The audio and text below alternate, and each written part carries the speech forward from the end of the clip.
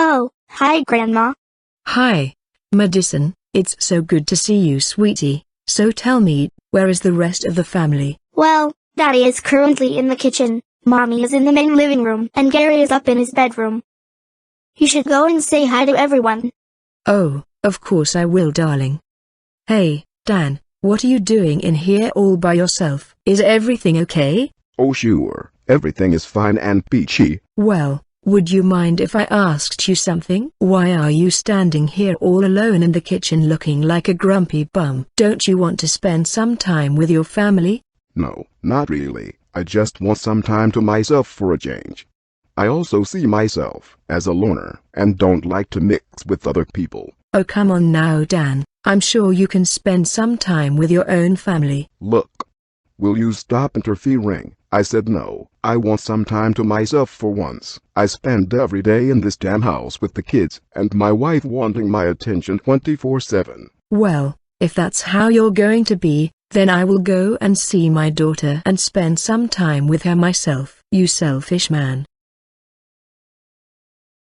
I really don't know what to do about Dan, Mother. He's been spending way too much time on his own, and he's been standing alone in the kitchen ever since he got up this morning. He is also refusing to spend any time with me or the kids. Also lately. Have you tried speaking to him about it? Well, yes, I have. But he either tells me to mind my own business or to go away. And Gary is also being just as bad, distancing himself from the family. But I think he is just upset because his dad won't spend any time with him anymore. And what about Madison? How is she taking this whole situation? Well, she seems fine, but I think she's just pretending to be. I mean, she acted like she was fine when her grandpa passed away, but she broke down in tears hours later. I see. Well, do you want me to go and talk to them and ask how they are? Sure. Can you speak to Gary first? Because he's the one who seems most affected by this. Yes, of course I will, dear. Oh, for fuck's sake, I told Mom not to let anyone in my room. Doesn't that woman respect my goddamn privacy anymore? Oh, and hi by the way, you old hag. Well, I'm sorry for disturbing you, Gary, but your mother said that I should speak with you, because she thinks that you are upset about your father distancing himself from the family. I'm not upset. I do not give a runny shit if my pathetic excuse of a dad wants to shut himself away. He's a miserable old fart bag anyway. Oh come on now, Gary, you don't really mean that. Yes, I damn well do. Now get out of my room, you old fuck, and leave me alone. Okay, fair enough. I'll just go and talk with your sister instead. Madison, are you okay? I knows that your father isn't spending as much time with you lately. How does that make you feel? Well, to be honest Grandma, it makes me feel terrible. I've been trying to act like it doesn't bother me, but Dad spending his time alone and not with us is really making me sad. Oh dear, I bet you would like it if your father would make the effort to spend some time with you instead of distancing himself from his family. Yes, I do. I mean, why shut himself away? It just isn't fair. I wish I knew, dear, but I don't. Maybe your mother should be able to talk some sense into him.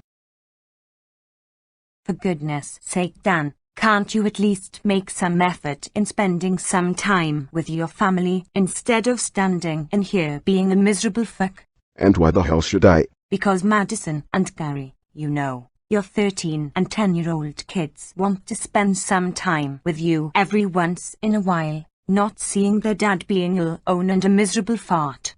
Oh, I'm sure they'll get over it. Oh my God. You really don't care, do you? I ought to smack you in the mouth. Well, congratulations. You are correct. I do not care. Now get the damn hell out of here. Just you wait, mister. One of these days, I am going to kick you right in the balls whilst wearing my high heels.